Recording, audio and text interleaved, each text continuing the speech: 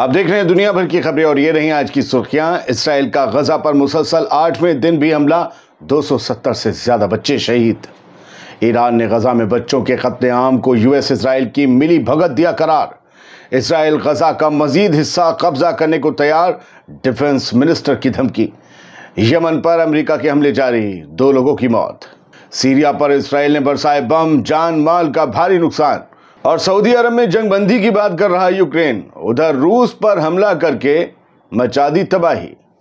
آزاد world India میں آپ سبھی کا خیر مقدم ہے۔ میں ہوں عادل خان آزاد۔ آج ہے 25 مارچ 2025 اور آپ دیکھ رہے ہیں اسپیشل پرائم ٹائم شو دنیا بھر کی خبریں۔ چلیے شروع کرتے ہیں دنیا بھر کی خبروں کا سفر تفصیل سے۔ اور سب سے پہلے بات غزہ کی۔ اسرائیل کا غزہ پر مسلسل 8ویں دن بھی حملہ جاری ہے۔ صبح سے پہلے کے اٹیکس میں کم از کم 23 ہلاکتیں ہو چکی ہیں، 7 بچے بھی شہید ہوئے ہیں پچھلے کچھ گھنٹوں میں۔ سیو دا چلڈرن بچوں کے لیے کام کرنے والی ایک آرگنائزیشن ہے، اس کے مطابق پچھلے 1 ہفتے میں اسرائیل کے نئے حملوں کے نتیجوں میں 270 سے بھی زیادہ روئی کے گالوں سے نازک بچے شہید ہو چکے ہیں، جو اس جنگ کے آغاز سے اب تک بچوں کے لیے سب سے خونی دن ثابت ہوئے ہیں۔ پورے 7 اکتوبر 2023 سے ایسا نہیں ہوا تھا، لیکن دوسرا بڑا معاملہ ہے یہ بچے غزہ کا مستقبل تھے، اس غزہ کا جس کا کوئی مستقبل نظر نہیں آ رہا، جس کے مستقبل کے لیے وہ لوگ بیٹھ کے کر رہے ہیں جو یا تو غزہ کو برباد کرنے میں شامل ہیں اور یا غزہ کی بربادی پر صرف مذمت کرنے والی جماعت کا حصہ ہے۔ غزہ کے 270 یا اس سے زیادہ بچے 8 دنوں میں اس دنیا سے کم ہو گئے جہاں لگ بھگ ہر انسان ایک دوسرے میں کمی نکالنے میں مشغول ہے۔ اس میں بھی شامل ہوں، اس میں آپ بھی شامل ہیں۔ ایران نے اس خبر پر ریئیکٹ کرتے ہوئے اسے سب سے بڑا بچوں کا قتل عام کہا ہے اور اسے US کی ملی بھگت قرار دیتے ہوئے شدید احتجاج درج کروایا ہے۔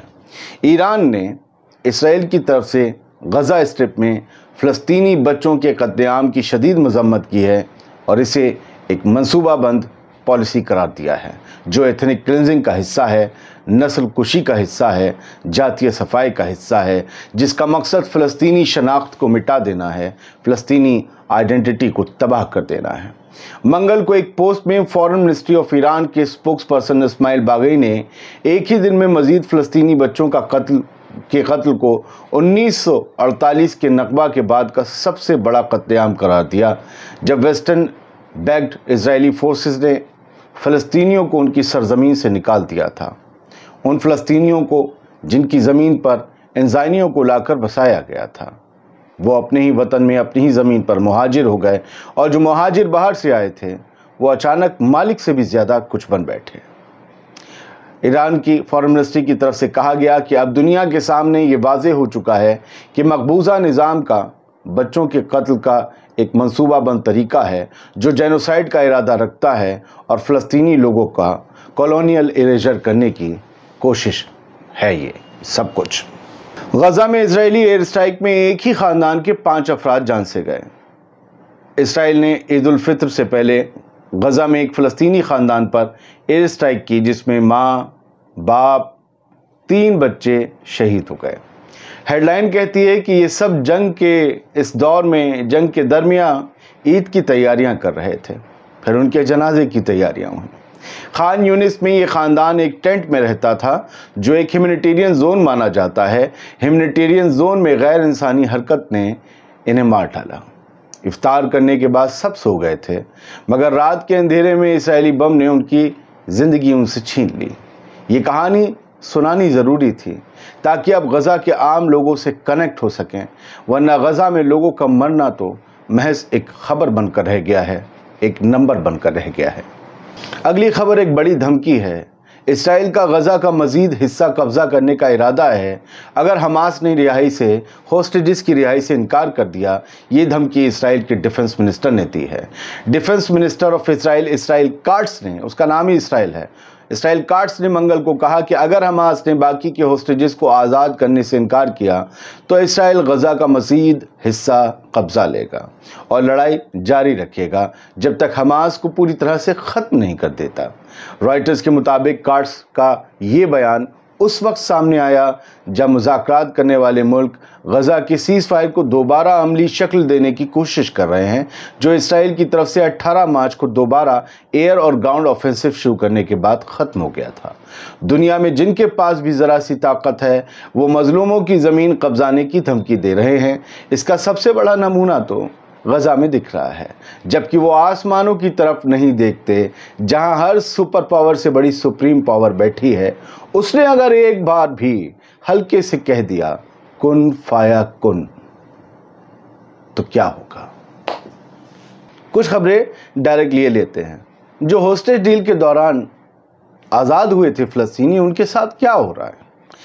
المعزین کی ہیڈ لائن بتاتی ہے کہ اسرائیلی آکوپائنگ فورسز نے آزاد ہوئے فلسطینی قیدی کو مار ڈالا، اور ایک آسکر وننگ فلم میکر جس کی فلم کے بارے میں ہم نے بتایا تھا نو ادر لینڈ، اس کے کو ڈائریکٹر کو گرفتار کر لیا جو فلسطینی تھے۔ اس ڈائریکٹر کو مارا پیٹا سیٹلرز نے جو اگروا دیا ہے، اس کے بعد اسرائیلی پولیس انہیں ہی اٹھا کر لے گئے۔ حالانکہ میرے پاس اپڈیٹ یہ ہے کہ انہیں ڈیٹینشن سے رہا کر دیا گیا ہے اب، لیکن جو فلسطینی آزاد ہوا تھا اس کو ایک حملے میں مار دیا گیا۔ یہ مقدر ہے۔ آگے بڑھتے ہیں۔ امریکہ نے زبردست طریقے سے یمن پر ایئر سٹرائکس جاری رکھی ہیں۔ میں نے ایک ویڈیو آپ کو دوپہر بنایا تھا یمن اور امریکہ کے بیچ کانفلکٹ پر۔ بہت سے لوگوں نے کہا کہ یہ پرانے شپس ہیں، پرانے ویڈیو ہیں امریکہ کے۔ کوئی پرانا نہیں، سب تازے ہیں، ورنہ 4-5 دن سے ہیری ایس ٹرومین پر یمن حملے کا دعویٰ کر رہا ہے۔ 4-5 دن میں آپ جن خبروں کو دیکھتے ہیں اس کے مطابق تو اس جہاز کو ڈوب جانا چاہیے تھا۔ اس لیے یقین کرنا سیکھیے سچ پر۔ وہ سچ نہیں ہوتا جو اچھا لگے، سچ وہ ہوتا ہے جو سچا ہوتا ہے۔ میں سچا نہیں ہوں، سچ سچا ہے، آپ اس پر تو یقین کیجئے نا۔ تو ہیری ایس ٹرومین ڈوبا نہیں ہے، تیر رہا ہے، لگاتار اسی سے ایئر کرافٹس ٹیک آف کر رہے ہیں، یمن پر بم گراتے ہیں، پھر لینڈ کر جاتے ہیں۔ خیر، یو ایس نے پھر ایئر سٹرائکس کی ہیں یمن پر، حوثیز کے اوپر کی ہیں۔ اس میں 2 لوگ مارے گئے ہیں، یہ شام کی خبر ہے، اور دن رات یمن کے علاقوں پر حملے ہو رہے ہیں۔ یہ کہا گیا ہے کہ اس میں حوثیز کے لیڈر کو نشانہ بنانے کے لیے حملے کیے گئے تھے۔ یہ منگل کو ہوئے حملے ہیں، اس سے پہلے کے نہیں ہیں۔ خیر، آگے بڑھتے ہیں سر۔ یمن کے اوپر جو اسٹرائکس امریکہ کی ہو رہی ہیں، ان میں اب تک ان ایئر اسٹرائکس میں 8 بچے بھی مارے گئے ہیں۔ آج میں تو 2 لوگ، باقی لگاتار جو ایئر اسٹرائکس جاری ہیں۔ 8 بچے وہاں بھی دیکھیں، بچے تو یمن کے بھی بچے ہی ہیں۔ ہیومینیٹیرین کرائسس کے بیچ 8 بچے مارے گئے ہیں، یہ یونیسیف کا بیان ہے۔ یمن ایک بہت غریب ملک ہے، خانہ جنگی سے جوجھا ہے، ان کے پاس ریسورسز کی کمی ہے۔ وہاں UN کے پروگرامز پر، یونیسیف کے پروگرامز پر لوگ گزر و بسر کرتے ہیں، ایک بہت بڑی آبادی، اور وہاں پر ایئر سٹرائکس ہونا۔ یہ 8 بچے کیا تھے؟ یہ حوثیز کے کوئی لڑاکے تھے جنہیں مار دیا گیا؟ یہ بڑے بڑے ملک اپنا حساب کیسے دیں گے جب یہ جنگ لڑتے ہیں، چاہے وہ عراق ہو، چاہے سیریا ہو، چاہے یمن ہو، جہاں ہزاروں سے لاکھوں بے گناہ لوگ، جن میں زیادہ تر عورتیں اور بچے ہوتے ہیں، جو مار دیے جاتے ہیں ان کے بم سے، اس کا حساب کیسے دیں گے؟ یہ اپنے آپ کو مانوتا کا پاپا، انسانی حقوق کا رکشک، یہ سب کیسے کہیں گے؟ ہاں، آگے آنے والے دنوں میں کچھ ہندی میں شروع کروں گا۔ لوگ مجھ سے کہہ رہے تھے کہ اردو بولتے بولتے لگتا ہے ہندی بھول گئے ہو۔ خیر، پریس ٹی وی کی خبر ہے 7 لوگ سیریا میں بھی مارے گئے ہیں۔ آپ کہیں گے کہ آپ مرنے کی خبر دے رہے ہو، تو میں کس کی خبر دوں؟ ہر طرف خبر ہی یہی ہے، ہر طرف حملے ہو رہے ہیں، ہر طرف جنگ ہو رہی ہے۔ جنگ میں کہیں کوئی ٹافی نہیں گرتی آسمان سے، بم گرتے ہیں۔ 7 لوگ مارے گئے۔ اسرائیل کی ایئر سٹرائکس دارا جو علاقہ ہے وہاں پر ہوئی ہیں، بڑا علاقہ ہے سیریا میں، ساؤتھ ویسٹرن میں ایریا میں آتا ہے سیریا کے۔ یہاں پر ایئر سٹرائکس کر کے اسرائیل وہی بہانہ بناتا ہے کہ ہم اسد کی رجیم کے ہتھیار خانوں کو اڑا رہے ہیں۔ الشرا چپ ہیں، کم سے کم ان کے اندر کا الجولانی تو بول سکتا ہے نا۔ الشرا نے تو کوٹ پہن لیا ہے، لیکن الجولانی تو اگریسو تھا۔ کیا وہ اس اگریشن کے ساتھ اسرائیل کا جواب دے گا، یا وہ بھی ایک مکھوٹا تھا الشرا بننے تک کا؟ یہ لوگ جو مارے جا رہے ہیں، کیا ان کی حفاظت کا ذمہ الشرا پر نہیں ہے؟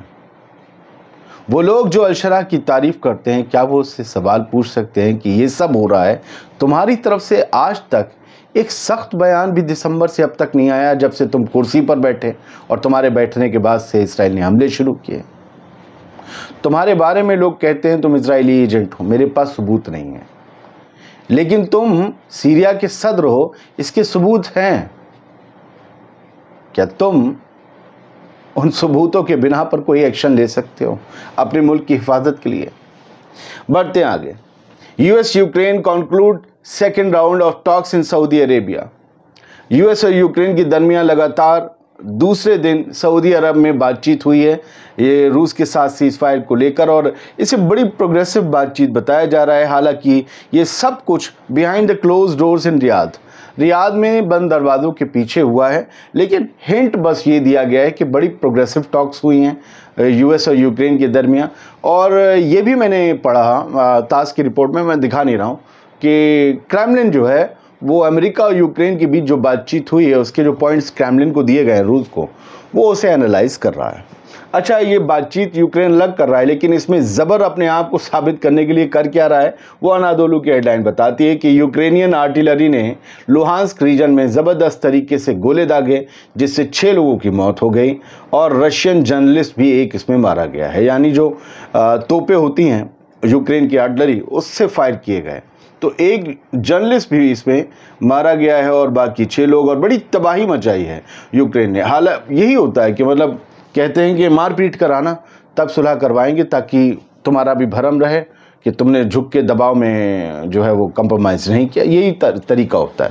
ساؤتھ کوریا نے کہا ہے کہ ہم پوری طریقے سے تیار ہیں، جبکہ نارتھ کوریا لگاتار اس کی جوائنٹ نیول ڈرلز کو کرٹیسائز کر رہا ہے اور اسے اپنے لیے خطرہ بتاتے ہوئے بڑی دھمکیاں دے رہا ہے۔ Kim Jong Un, south Korea اور امریکہ کی جوائنٹ نیول ڈرل چل رہی ہیں، یہ لوگ پوری طریقے سے جنگ کے لیے ڈرل کر رہے ہیں، اور اسی لیے ساؤتھ کوریا کہہ رہا ہے کہ جی ہم تیار ہیں، نارتھ کوریا کہہ رہا ہے جی ہم بھی تیار ہیں۔ پوری دنیا میں جنگ کا ماحول ہے، امن کی بات کوئی نہیں کرتا۔ میں تو چاہتا تھا کہ دنیا کے کسی شہر، کسی تاریخ کا قصہ آپ کو سناؤں، اور دنیا میں سائنس میں کہاں کیا ترقی ہو رہی ہے یہ بتاؤں، دنیا میں کیا کچھ نیا ہو گیا ہے، کہاں کے لوگ کس طریقے کی زبان بولتے ہیں، کیا ان کی پرائرٹیز ہیں، یہ بتاؤں۔ لیکن مجھے دنیا میں ہر طرف جنگ کا ماحول دکھتا ہے، اس لیے جنگ کی خبریں دے رہا ہوں۔